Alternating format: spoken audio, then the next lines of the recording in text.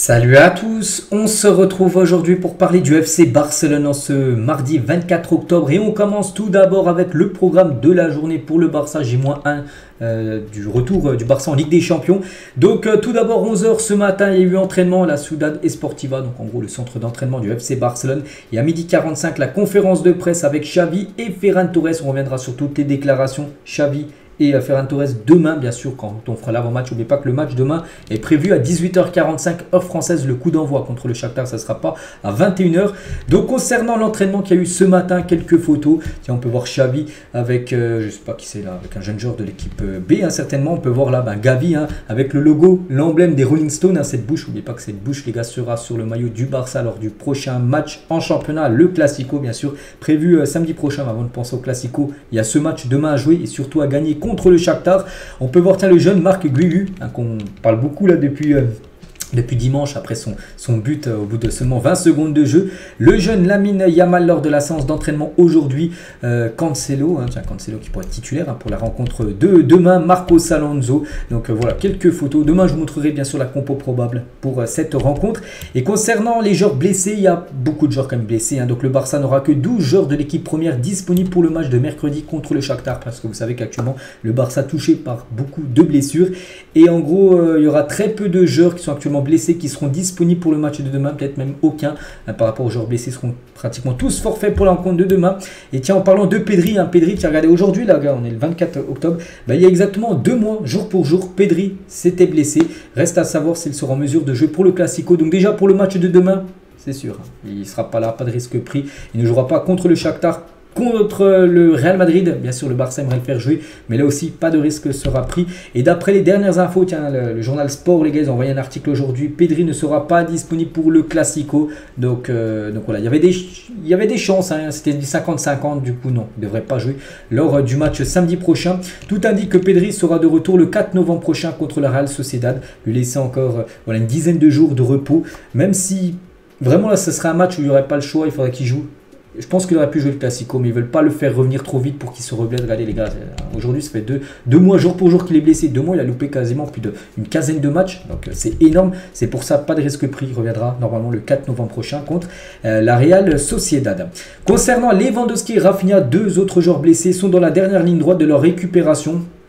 Concernant tout d'abord le match de demain, je ne sais pas Xavi, est-ce qu'il va les faire jouer ou non, je ne sais pas. Il y a la conférence de presse là que j'ai pas encore vue, parce que je fais la vidéo avant la conférence de presse, donc on en saura beaucoup plus dans la journée. S'ils sont aptes à jouer, ils joueront demain, sinon certainement lors du Classico. Et j'ai vu que Lewandowski devrait bien être disponible pour le Classico, enfin, on l'espère.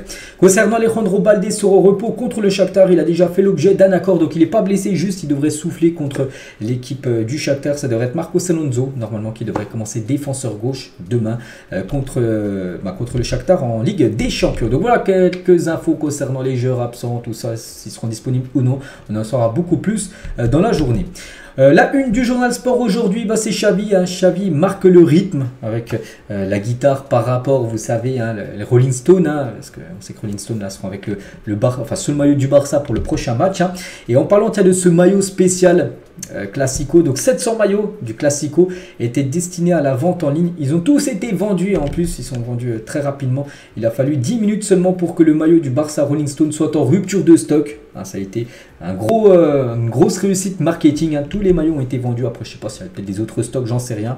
Mais voilà, ça c'est énormément bien vendu, les maillots Rolling Stone. L'autre une, donc la une journal sport, c'est Xavi. Et la une du journal Mundo Deportivo, ça parle de Marc Guiu. Il a déjà fait la une hier et il fait également la une aujourd'hui. Boum, Guiu. C'est cette pépite qui a été buteur avant-hier. Et n'oubliez pas que c'est un joueur Madina Masia fabriqué au centre de formation du FC Barcelone, parce qu'il est au Barça depuis son plus jeune âge. Puis voilà, c'est un rêve pour lui d'avoir joué avec l'équipe première et surtout de marquer. Et il y a une petite photo de lui quand il était très jeune avec un certain Léo Messi, parce que voilà, quand un joueur comme ça joue avec l'équipe première, on retrouve des photos de lui à l'époque quand il était au centre de formation. Avec Léo Messi ou avec par exemple Xavi qu'il a lancé dans le grand bain, saison 2016 en haut et saison 2023 où là cette fois-ci Xavi l'a comme joueur et l'a fait rentrer et il a répondu bien sûr présent. Et toujours avec ce jeune Marc Guiu et Lamine Yamal ont été les meilleurs buteurs de l'Espagne lors de l'Euro U17 qui s'est déroulé cet été, marquant 4 buts chacun. C'est que j'avais parlé beaucoup de Lamine Yamal, je me souviens, j'avais parlé quand il avait marqué ses 4 buts lors de l'Euro U17, mais Marc Guiu avait marqué également 4 buts, mais bon, il était beaucoup moins connu que Lamine Yamal et maintenant il est connu énormément parce que vous savez qu'avec son but, beaucoup de personnes savent maintenant qui c'est, même si nous, pour ceux qui me suivent depuis longtemps, je pense que vous savez qui c'est parce que j'en ai déjà parlé bien sûr de ce joueur à l'époque. Le Barça fait les démarches pour inclure Marc Guiu dans la liste B de la Ligue des Champions. Il est possible de le faire jusqu'à 24 heures avant le match, cela se fera sans problème, c'est-à-dire que le Barça, parce que le Barça en début de saison, ils ont envoyé la liste des joueurs pour jouer la Ligue des Champions, il n'a pas été inscrit, mais là il y a moyen de en gros l'inscrire avant ce soir minuit, il faut que son nom soit inscrit ce soir minuit dans la liste du Barça et pourra jouer potentiellement ses premières minutes avec le Barça en Champions League demain. Concernant son salaire, on continue avec quelques infos sur ce joueur. C'est vrai qu'il touche un petit salaire, 60 000 euros par an. Bon, petit salaire, pour nous c'est énorme, 60 000 euros par an, mais pour un joueur de football c'est très peu, ça fait seulement 6 000 euros par mois. En tant que footballeur, c'est très peu, bien sûr, surtout si tu joues au Barça. Bon, je pense que bien sûr il pourra voir, s'il continue des bonnes performances, voire une augmentation de salaire. Et 23 secondes pour marquer, quelques heures pour avoir 16 fois plus de followers. Il est passé de 40 000 followers à plus de 642. Je crois que même il y a plus de 800 000 followers sur son compte Instagram. Il a gagné beaucoup de followers depuis son but.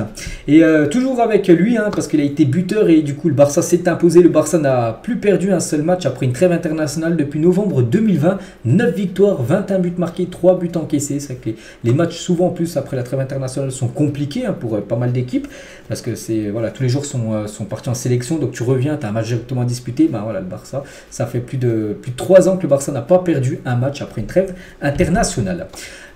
Toujours avec le FC Barcelone, donc aucun club n'a remporté plus de points en 2023 dans les 5 meilleurs championnats européens que le Barça. Bon, le Barça même niveau que City, mais 74 points pris depuis le 1er janvier 2023. Si on regarde dans les 5 gros championnats en Europe, il y a seulement City qui fait aussi bien que le Barça, 74 points. Si on compare avec des autres grands clubs espagnols, l'Atlético, ils ont pris 72 points depuis le début de l'année 2023. Et le Real Madrid, par exemple, 65 points. Donc le Barça a pris beaucoup de points depuis le début de l'année, sur les 2 saisons cumulées, cette saison et la saison dernière. Aujourd'hui, on est le 24 octobre et on va fêter un joyeux anniversaire au maestro Gundogan. Il fête son anniversaire aujourd'hui. Gundogan, il fête aujourd'hui ses 33 ans. Ce joueur qui est arrivé quand même gratuitement en provenance de Manchester City. Quel coup réalisé par le FC Barcelone. On lui souhaite bien sûr un très bon anniversaire au milieu allemand. On continue les gars, on va parler de Jérémy Mathieu. Et c'est officiel, l'ancien joueur du Barça, Jérémy Mathieu, a pris sa retraite du football. Je ne sais pas si vous vous souvenez de ce joueur. C'est un joueur qui jouait défenseur central ou de temps en temps il dépannait défenseur gauche parce qu'il était gaucher. Et il prend sa retraite, on l'a appris là. Donc bonne retraite Jérémy Mathieu, vainqueur de la Ligue des Champions 2015 avec le Barça, de la Liga 2 fois, de la Super Coupe d'Europe et de la Coupe du Roi 2 fois. Il a remporté ce titre, de la Super Coupe d'Espagne 2 fois et du Mondial des clubs sous le maillot du Barça. Bonne continuation pour la suite pour le joueur Jérémy Mathieu. Donc voilà, concernant bien sûr ce genre. Et on finit les gars, cet épisode, c'est la dernière fois, on parle beaucoup de Marc Guiu, on a parlé de Gavi à l'époque, on a parlé de Lamine Yamal. Le prochain nom à surveiller, peut-être c'est la première fois que vous allez entendre parler de ce joueur. Peut-être moi qui vous le fais découvrir. Attention à ce joueur les gars, il s'appelle Marc Bernal. Je ne sais pas si vous avez déjà entendu parler de lui. Vous pourrez le voir très prochainement, peut-être, pourquoi pas avec l'équipe première et rayonner comme les autres jeunes. Donc Xavi son stage surveille de près ce jeune milieu de terrain défensif de seulement 16 ans. Bon, il mesure déjà 1,88 m, 16 ans. C'est déjà un sacré bébé on peut dire. Et qui s'est déjà fait remarquer en devenant le plus jeune buteur de la Primera RFEF, donc 3e division espagnole. Voilà.